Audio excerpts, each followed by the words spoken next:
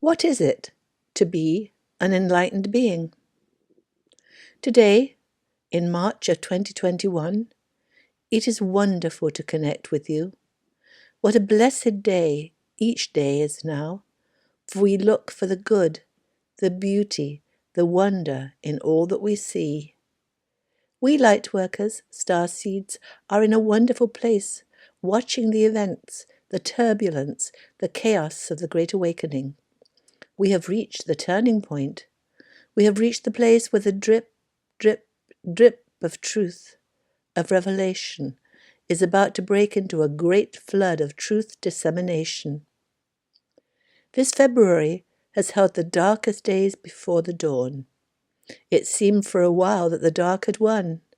Uncertain though we are that all is well, as much as we trust the divine plan for our ascension, it has been frustrating to wait day after day for our brethren to wake up from their dream spell, from their indoctrination and entrainment. The earthly journey is a wonderful undertaking for souls to grow themselves into a greater understanding of who and what they are, to come to earth as innocents who have no knowledge of human life and how it can be lived, to be entrained into the beliefs and ideas of those amongst whom we are born, and to attempt to navigate life with the false premises and unkind notions we have adopted. The awakening process is to fully identify the fears and traumas into which we have inevitably been trained, and in understanding them, to dismiss them and leave them behind. Awakening is a deeply personal journey that is unique to the one experiencing it. Our early childhood entrainment gives each of us a different set of fears to overcome and release. It is the way that we have been raised, the words that have been used to teach us. We are taught to ignore our spirit, the still small voice from within. As children, we are argued away from our true selves, from our internal guidance system. We are instead taught to adopt the guidance system of our parents. For our parents, our caretakers, are all we have. We, as children, are helpless and feel we must conform to the wishes, the beliefs, the ideas of those around us to survive. For the child, survival means abandoning the self and merging with the parent psyche. For to innocent young ones, the threat of abandonment means physical death. Human children are helpless and incapable of taking care of themselves. Thus we are totally reliant on the kindness and caretaking of our elders. As the name mankind infers, the majority of humanity mean to be humane and kind, yet are our elders kind? This earthly life is so designed that the shadow and the dark, the negative entrainment that we receive, create a texture against which we define the light within ourselves. It is in the struggle to live according to the dysfunctional teachings of our parents and caretakers that we realize and release our dysfunction and negative entrainment. And how does this entrainment take place? What form does this negative indoctrination take? It is the words we use that program us. We are so created that we adopt repeated words as our own. This is why advertising works. Corporations spend millions of dollars on marketing and advertising, for they know that the known, the familiar products with known and familiar attributes, are those that will be bought by consumers educated by advertising. The Bible talks often of the importance of words. For by your words you will be justified, and by your words you will be condemned. I tell you, on the day of judgment, people will give account for every careless word they speak. Death and life are in the power of the tongue, and those who love it will eat its fruits. Let no corrupting talk come out of your mouths, but only such as is good for building up, as fits the occasion, that it may give grace to those who hear. So how do we speak? What do we say that so trains us into dysfunctionality? We repeat the words that we have heard over and over again. They come automatically to us and our reactive nature. We must understand that our physical bodies are as computers. They are programmed by words. And what words do we hear in childhood? We hear the same words from our parents that they heard from their parents. And so we are told, "Do what I say, or else. You are not a good student. You are ugly. You are a nuisance. Why can't you be like your sister, your brother, your friend? I wish you were never born. You're stupid. You're useless. Can't you do anything right? Show me some respect and do what I tell you. Don't be a baby. This is your fault. Didn't you know that? You're too fat. You're too short. You're too tall. Stop crying, you baby. I'll give you something to be unhappy about. Shut up." Our feelings, our emotions are denied, shoved down.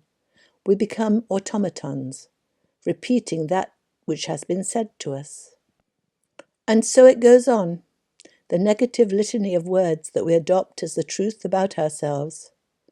And as we grow into adults, these casual words of our parents rule our lives. We repeat the words that we have heard in our youth over and over again. And these words, these teachings, create our reality. So it is to the words we use, to the details of our speech, that we must look for our salvation. What is it to behave divinely? It is to become aware of, to watch every word that comes out of our mouth. For words define who we are and who our children are. Words are our creative mechanism. And so our parents use negative affirmations on us, and we take these harsh words as defining who we are. When we die, we leave this physical world and return to the spirit realm. We have a past life review. That review shows us each detail of the events of our life, of how our words and deeds affected the people around us. We see our lives, our words, from the other person's point of view. There is no judgment from any other than ourselves, and when we see how our heedless words and actions affect others, we ourselves, as a fragment, a particle of God, say that we must return to earth and repair the damage we have done to our brethren. And so we have been on the round and round cycle of karma, each generation repeating the cruel and careless words of the previous generation, each generation being tempered into dysfunctionality and unkindness by the words of their caretakers. And now it is the time of the Great Awakening. And what must we awaken to? We must become aware and awake of everything we say and do. We need to stop concentrating on ourselves, stop thinking repetitively, automatically, and spouting the words our families have spouted for generations. We need to think of those we are with. What is their understanding? How will they interpret what I say? What effect are my words having on them? How can I lift them? Let us leave everyone with a smile on their face. Let us lift our brethren with our light, with our enthusiasm, with our understanding, with our unconditional listening, loving, encouraging words. Thus we keep ourselves and each other in an up spiral of love. Thus we stay in the high vibration, the frequency of unconditional caring and kindness. And so peace comes to earth at last, and mankind is freed from the prods and pokes of negative entrainment. For it is by our words that we poke at each other negatively, or we lift each other in frequency from our false and dark ideas about ourselves. Let us all behave divinely. Let us be careful of the words we say. Let us be considerate of how we affect our brethren. And, dear brethren, This is what we Lightworkers, way showers, are doing. We are first and foremost loving ourselves. Let the words, I am the truth, I am the light, I am the love, I am, ring from your lips. Repeat over and over again. I am beautiful. I am wonderful. I am powerful. I love what I do. My life is good. Give yourself a rampage of appreciation, for you are that you are human, but you are all that you are, divine. Each day, write loving affirmations about yourself, knowing that you are a holy child of God, knowing that your soul is perfection itself, and as you love yourself with your internal language, so you will automatically use the same language on your brethren, and you will love your brethren as you love yourself. Yes, life is good and getting better as we reveal and repair the source of our dysfunction. And, wonder of wonders, the best is yet to come, dear hearts. Indeed, the best is yet to come. That was Aita, channeling her higher self.